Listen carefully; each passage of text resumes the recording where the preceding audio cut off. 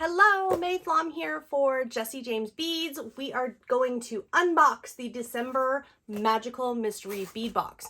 If this is new to you, this is a subscription you can sign up for in 1 month, 6 months, 12 months, whatever you would like. And depending on how long you sign up, the price will vary. It gets better the longer you commit. And each month, Jesse James Beads sends you a box with a theme and all kinds of fun goodies in there for you to do beading projects. And of course, we have a Facebook group where you can share inspiration and ideas. And today what I'm going to do is unbox the December box, and I'm also going to make 2 pieces of jewelry with it as well. So let's get started.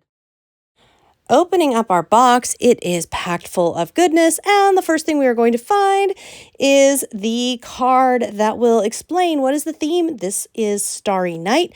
What is inside, if there's a design challenge, all kinds of great information comes right on this card. Then we can dig in. We have a strand of he/she beads. We have Shine Bright, which is 3 different, you could use them as pendants, earrings, whatever you would like. Aurora Borealis. I'm pouring out here a lot of blues. I also see a 2-to-1 little bit set of connectors. We have Starlight Boho pair. Incredible beads. Look at the detail on those. We also have Van Gogh Blue enamel chain, 18 inches.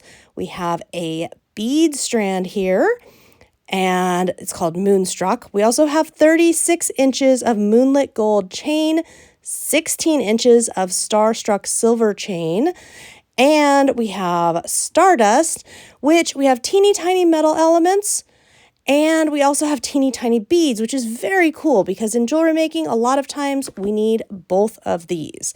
And I'm just starting to pour these things out and organize them. When I'm getting ready to start creating, that's what I do. Finally, I believe we have Celestial, which has some amazing stars and yellows and blues as well. Lots of fun. So I am putting all my beads into the bowl here. All of my beads, other than if they're metal beads or charms, they're going into the other dish. So I'm separating in that way, and then I will start creating. But as you can see, this kit is packed. We could talk about it for a very long time, but you can see right away this kit is packed with chain, with bead strands, and with bead mixes and elements that you are going to be able to design all kinds of fantastic jewelry. And you know, I am really wanting to use every single piece of this. What I am going to do, though, is create 2 different pieces of jewelry, and I will get to those boho beads. Those are my favorite thing in here, and I got to tell you, I love absolutely everything in here. So to get started, I am using that bead mix that I did. I am a big fan of, if I'm working with a kit, mix it all up, get it all out of the package, and let's create. So just to recap again, if you need to know what's inside the kit, there is a listing there. Now I've got my chains, and I thought about making something with my chains, but I'm not so sure. So in the meantime, I'm going to put my he/she beads here actually with the tiny metals. And the reason being, these would generally be spacer beads or in-between beads for me, so they'll go together. And if you're wondering, well, what about when we get to the end of the kit or we want to mix this into our regular stash of supplies? Well, that'll be real easy to sort out because I'm intending to use most of this kit all together first before breaking it apart. That's how I create. So I have the idea that a multi-strand bracelet would be beautiful. I'll be honest, you could use any of these strands for one of your strands of bracelet, but I was really inspired by those two-strand to 1-strand connectors, and I think this would be absolutely stunning as a necklace. I'm going to be doing a bracelet, and I'm using some soft flex beading wire. You could use whatever kind of beading wire that you would like for this. I'm going to just trim a length, and I've measured out about 3 inches is what I have set for my toggle clasp set, which I added from my own stash, as well as the connectors. I'm just going to put a crimp tube on one end and then use my, as you can see, get it in there and get everything crimped up appropriately, rounded up. You could add a crimp bead if you wanted to over, that's up to you. I always wait until the end and see if I have space and if I want them still. And then, you guessed it, it's time to string beads for the first strand. Now, I am going to tell you this is very much designed on the fly, right? I unboxed my kit. I got right into it. The reason I move so quickly with this is if I don't, I am absolutely blown away by the quality of these beads. I don't want to stall out, so I am just going for it. And I always remind myself, I'm working on bead stringing wire. If I don't like something until I put that second crimp tube, I am not committed. So in this instance, I just didn't like the look of what I had done. Not a problem. Pull it off, start again. And what I really like about this Magical Mystery bead box from Jesse James Beads is that it's all coordinated. So yes, I may end up going and grabbing, like in this case, a toggle clasp to add in, or maybe there's some other element that I have in my own supplies to add in, but it really does stand alone overall, and I really can get a lot of use and a lot of creating done from this one box. Now me, I'm going back in and redoing my strand here, and I can keep redoing it until I am satisfied with the design, until I am happy that what I have created is in fact what I really want to see. And you know, I just love, I can't say enough nice things about this because I love that with the design of this, with the blues, silver always looks good with blue. But then we have the yellows, so then gold looks good in here too. So for metal mixing, for colors, we can go very yellow and clear. We can go really deep into the blues. We can go a lot of different ways here. Now what I am doing is going ahead and putting that crimp tube and putting this onto the other side of our connector, and then just checking that everything is nice and secure before I go ahead and start the second strand. And I'm going to do it identical. The only difference is I will make the second strand slightly smaller, slightly shorter. And the reason is I would like to have different lengths, slightly different lengths on my bracelets, but also I have with that big bead and that bigger strand, I really want to just have that stand out more and be a little looser. I want that one to be the one that wiggles more. So I'm just going to go through exact same process. String the beads, crimp the crimp tube. There we go. This is a very simple, straightforward bracelet. And the reason I'm doing this is I really want to get in there. There are some outstanding beads in here. There always are, but you get digging and there's an awesome yellow swirl. The little stars, some of them are iridescent. Some of them have like little gold flecks of color on them. The blues, there are all kinds of different blue beads. Some of them are very sparkly. Some of them are more matte finish. There's black, there's clear. I mean, there are all kinds of not just colors, but also sizes and finishes of beads, as well as metal beads, and of course the Hishi beads.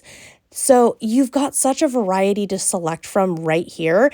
And I really challenge myself to go ahead, mix and match, and go ahead and get those beads used, because I absolutely want to see what I make and make stuff. I don't just want to collect supplies.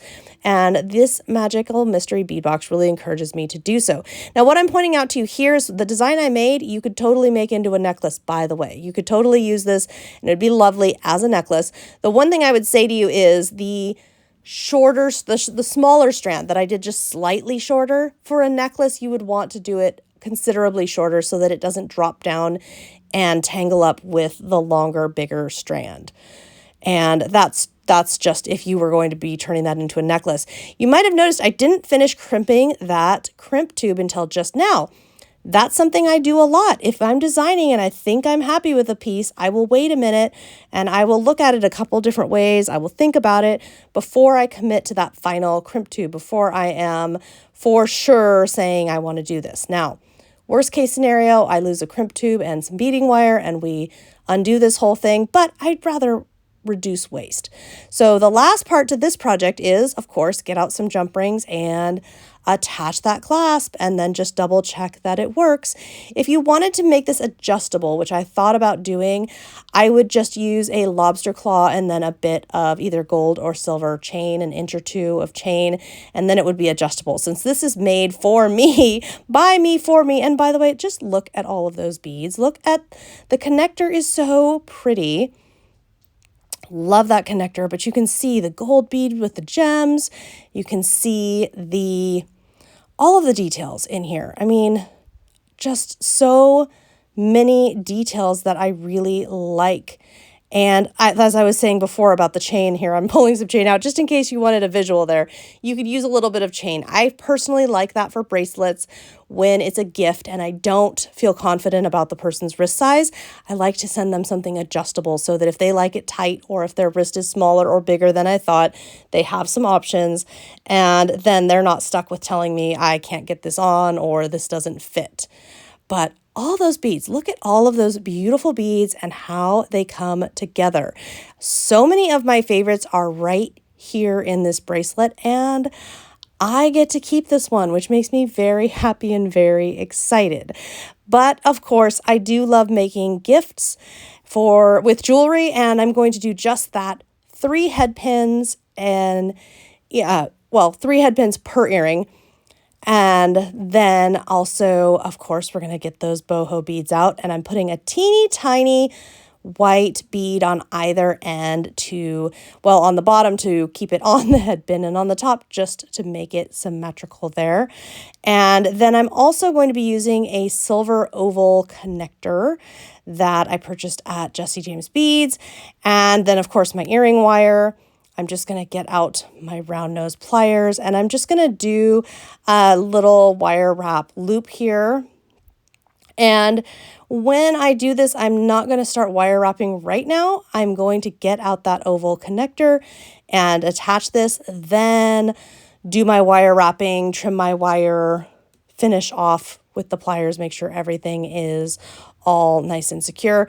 I love these for earrings. I thought a lot about making them into pendants, but you know what? My younger daughter, I already knew when I saw these beads, she would absolutely freak out for a pair of earrings with these. So I decided to make a pair she would like. Now I'm taking one of the star beads, which I'm completely obsessed with from this box, and I'm doing the exact same thing. So we're going to do the exact same thing 3 times. Make your loop, put it onto the oval, and then finish with your wire wrapping, cut the wire, and then of course use your pliers to press the wire in, make sure everything's nice and secure.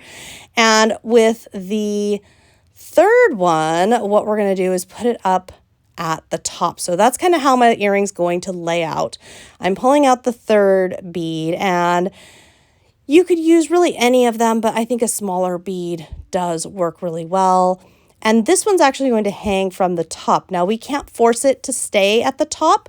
What we're going to do is actually use a jump ring to connect it and the earring wire so that it will stay with the earring wire. So when you're wearing them, you know, it can't flop all around on that oval. It will be stuck to the top with the earring wire, which is in the ear.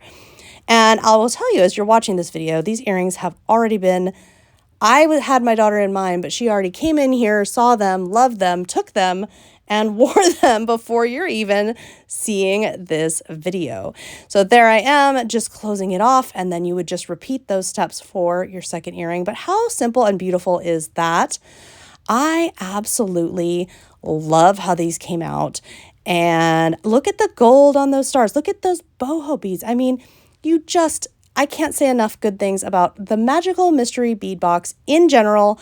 This box in particular, it is such a winner. I just love it. And I hope you've liked this little bit different look here, a little bit different for us for a first look where we did a quick little unboxing, but then we really dug right into it, into the project so you could see these beads at work, see some of the things that they are capable of, that you can be creating. You can find all of the information about subscribing and not missing out on future boxes on the Jesse James Beads website.